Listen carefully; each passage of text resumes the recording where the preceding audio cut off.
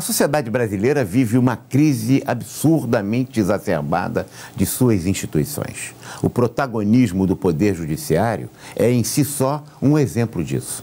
Não há no mundo um Supremo Tribunal Federal que tenha tantas competências como tem o Supremo Tribunal Federal do Brasil. Se compararmos as competências, as funções, os papéis que competem ao regime presidencialista único no mundo que funciona, que são os Estados Unidos, em termos de regime presidencialista. Se você que está me ouvindo pensar num país presidencialista, eu vou perguntar a você qual que funciona afora os Estados Unidos. Bem, lá o Supremo Federal dos Estados Unidos não tem as competências que tem aqui o Supremo do Brasil, que faz questões constitucionais, que faz questões penais, que legisla a todo momento acima de suas competências, exercendo um papel claramente legislativo. O Supremo é um coletivo, é um colegiado, exatamente para impedir as decisões unipessoais. Quando a Mônica Lewinsky namorava lá o presidente Clinton e ele mentiu e foi acusado por crime nesse ato em que cometeu, nesse romance que teve com aquela estagiária, quem o julgou foi um juiz de primeira instância de Washington, não foi o Supremo Tribunal Federal americano. Aqui no Brasil, o Supremo julga questões de crime. Ora entende que só pode ser parlamentares, ora entende que devem ser todos. No caso dos mensaleiros, julgou todos, ano passado.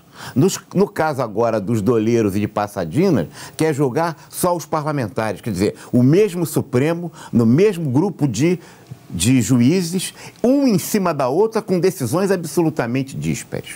Por outro lado, um juiz não tem uma decisão unipessoal.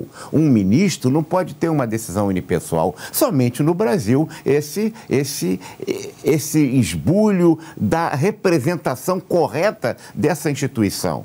É por isso que numa decisão pessoal, o Catiola foi solto. É por isso que numa decisão unipessoal de um ministro, a todo momento bandidos são soltos por uma decisão, não porque o ministro esteja necessariamente de má fé, mas ele erra e não é corrigido pelos demais, porque é uma decisão unipessoal. No caso desses doleiros, por exemplo, tinha um que estava condenado e que foi beneficiado pela delação premiada.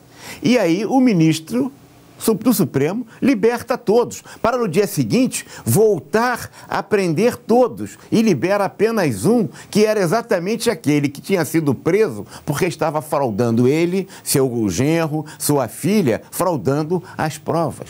Essas decisões são impensáveis em outros Supremos. Por exemplo, estou dando o exemplo do Supremo que funciona dos Estados Unidos. Por quê? Porque eles não se têm decisão individual, são decisões coletivas. Por outro lado, um juiz de primeira instância no Paraná faz uma questão que é absolutamente que é um escárnio, que é uma brincadeira, que é uma gozação. Um juiz competente, ele não vendo que o ministro estava tomando uma decisão claramente equivocada, ele faz o que em direito se chamaria de embargo de declaração. Só que ele, como ele não pode fazer embargo de declaração para ministro do Supremo, ele manda um ofício para o ministro e pergunta assim: senhor ministro, o senhor está dizendo o quê quando o senhor diz que eu tenho que soltar? É para soltar fulano? Mas ele fez isso, é isso mesmo que o senhor quer que faça? E o ministro volta atrás. Quer dizer, em embargo de declaração se cria uma figura dentro do processamento jurídico. Isso é má gestão, isso é desorganização institucional, isso é bagunça. Por outro lado, tem uma greve da Conlurb, dos lixeiros no Carnaval. Em vez de resolverem as duas partes dessa relação, vem um ministro do Supremo se meter nesse processo, que não tem nada a ver com o Supremo isso, e faz um entendimento e concede para os lixeiros do Rio de Janeiro um aumento de 40%.